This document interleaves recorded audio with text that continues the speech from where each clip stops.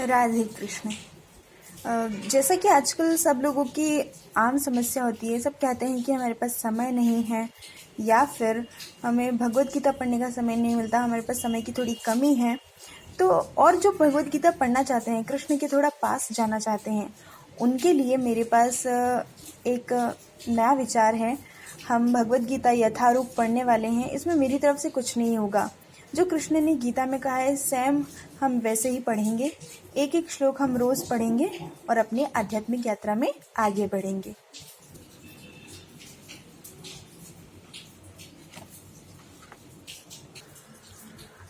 ये देखिए, श्रीमद् भगवत गीता यथारूप, यानी कि भगवान ने जैसी कही है वैसी के वैसी, इसमें कोई बदलाव नहीं किया गया है। कई लोगों ने गीता की प्रशंसा भी की है, जैसे कि इसमें तनिक भी संदेह नहीं है कि यह संस्करण गीता तथा भक्ति के विषय में प्राप्त समस्त ग्रंथों में सर्वश्रेष्ठ है। प्रभुपाद द्वारा किया गया यह अंग्रेजी अनुवाद शाब्दिक यथार्थता तथा धार्मिक अंतर्दृष्टि का आदर्श मिश्रण है। और क्या कह रहे हैं? पाठक चाहे भारतीय आध्यात्म में कुशल हो या नहीं, भगवत गीता यथारूप का पठन नितांत लाभप्रद होगा, क्योंकि वह इससे गीता को उसी प्रकार समझ सकेगा जिस प्रकार अधिकांश सनातनी समझते हैं। भगवत गीता में कुल 18 अध्याय हैं। अब हम प्रथम अध्याय से, प्रथम श्लोक से भगवत गीता को पढ़ना शुरू करते हैं। परंतु उससे पहले हम पृष्ठभूमि जानते हैं कि अभी वहाँ हो क्या रहा है, भगवत गीता आखिर क्यों कही गई, कहाँ से शुरू होती है, ये सब हम पहले जानेंगे। यद्यपि भगवत गीता का व्यापक प्रकाशन और पठन होता रहा है, किंतु मूलतः यह संस्कृत महाकाव्य महाभारत की एक उपकथा के रूप में प्राप्त है। महाभारत में वर्तमान कलयुग तक की घटनाओं का विवरण मिलता है। इसी युग के प्रारंभ में, आज से लगभग 5000 वर्ष पूर्व, भगवान श्री कृष्ण ने अपने मित्र तथा भक्त अर्जुन को भगवत गीता का उपदेश दिया था। उनकी यह वार्ता, जो मानव इतिहास की सबसे महान दार्शनिक तथा धार्मिक वार्ताओं में से एक है, उस महायुद्ध के शुभारंभ के पूर्व हुई, जो धृतराष्ट्र के 100 पुत्रों तथा उनके चचेरे भाई पांडवों या पांडुपुत्रों के मध्य होने वाला भ्रातृघातक संघर्ष था। धृतराष्ट्र तथा पांडु भाई भाई थे, जिनका जन्म कुरुवंश में हुआ था, और वे राजा भरत के वंशज थे, जिनके नाम पर ही महाभारत नाम पड़ा। चूंकि बड़ा भाई धृतराष्ट्र जन्म से अंधा था, अतएव राज सिंहासन उसे न मिलकर उसके छोटे भाई पांडु को मिला। पांडु की मृत्यु अल्पायु में हो गई, अतएव उसके 5 पुत्र युधिष्ठिर, भीम, अर्जुन, नकुल और तथा सहदेव धृतराष्ट्र की देखरेख में रख दिए गए। क्योंकि उसे कुछ काल के लिए राजा बना दिया गया था, इस तरह धृतराष्ट्र तथा पांडु के पुत्र एक ही राजमहल में बड़े हुए। दोनों ही को गुरु द्रोण द्वारा सैन्य कला का प्रशिक्षण दिया गया और पूज्य भीष्म पितामह उनके परामर्शदाता थे। तथापि धृतराष्ट्र के पुत्र, विशेषतः सबसे बड़ा पुत्र दुर्योधन, पांडवों से घृणा और ईर्ष्या करता था।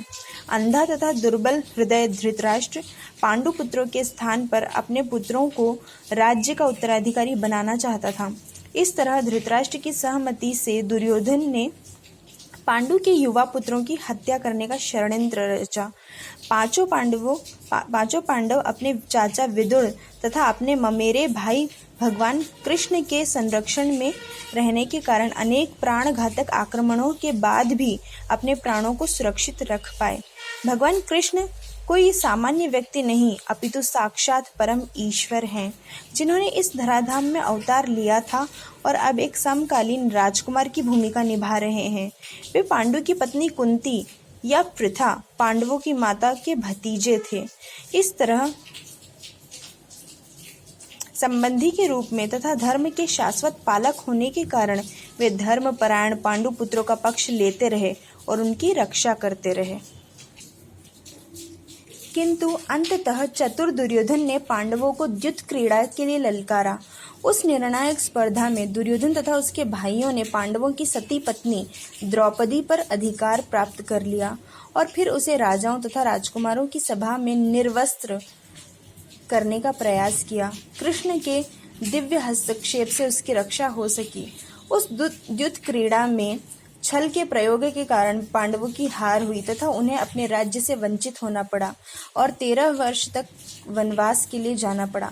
वनवास से लौटकर पांडवों ने धर्मसम्मत विधि से दुर्योधन से अपना राज्य मांगा, किंतु उसने देने से इनकार कर दिया।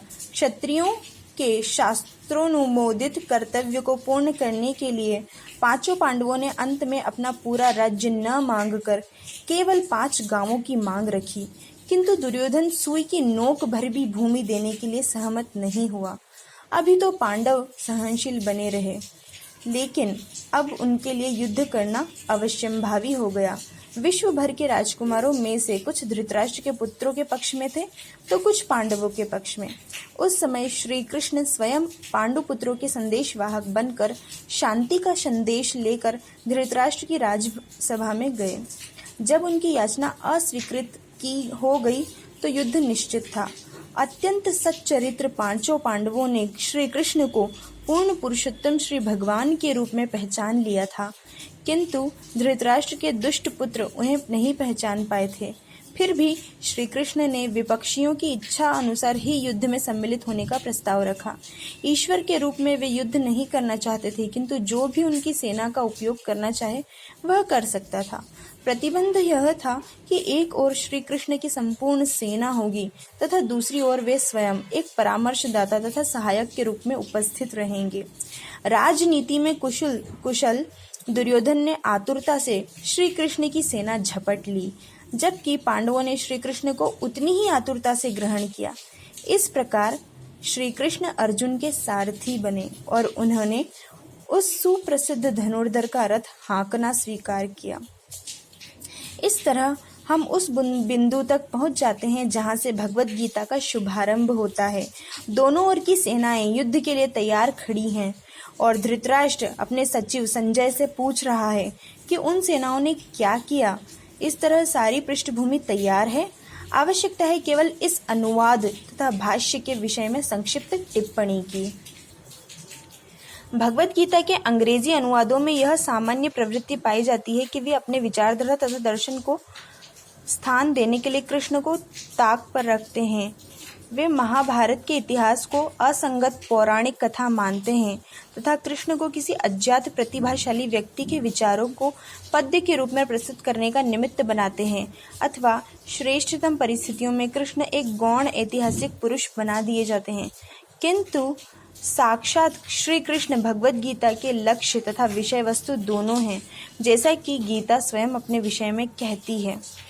अतः यह अनुवाद तथा इसी के साथ दिया हुआ भाष्य पाठक को श्री कृष्ण की ओर निर्देशित करता है, उनसे दूर नहीं ले जाता। इस दृष्टि से भगवत गीता यथारूप अनुपम है। साथ ही इसकी सबसे बड़ी विशेषता यह है कि इस तरह यह पूर्णतया अनुपम है। साथ ही इसकी सबसे बड़ी विशेषता यह है कि इस तरह यह पूर्णतया ग्राह्य तथा संगत बन जाती है। चूंकि गीता के वक्ता एवं उसी के साथ चरम लक्ष्य भी स्वयं श्री कृष्ण है, अतएव यही एकमात्र अनुवाद है जो इस महान शास्त्र को यथार्थ रूप में प्रस्तुत करता है। श्रीमद् भगवद गीता का अब शुभारंभ करते हैं। तो आज हमने भगवद गीता में पृष्ठभूमि देखी। अब अगले वीडियो में हम भगवद गीता में भूमिका पढ़ेंगे और ऐसे ही छोटे छोटे वीडियोस बनाकर भगवद गीता को आगे बढ़ाते रहेंगे, ताकि हमें जो 5 मिनट 2 मिनट का समय मिलता है उसमें हम भगवद गीता सुने भी, मतलब हमारे भगवद गीता पढ़ने का एक उद्देश्य भी पूरा हो जाए, साथ में हम कृष्ण के थोड़ा और निकट पहुंच जाए। और दूसरी बात, ऐसे छोटी छोटी वीडियोस में ये सबसे अच्छी बात है कि हम कहीं खाना खाने के बाद या सुबह मॉर्निंग वॉक के लिए जाए तब भगवद गीता सुन सकते हैं यूट्यूब पर, या भोजन करते समय या कोई काम करते समय भी सुन सकते हैं। तो हम ऐसे लगातार एक एक श्लोक पढ़ते जाएंगे और भगवद गीता में आगे बढ़ते जाएंगे। राधे कृष्ण।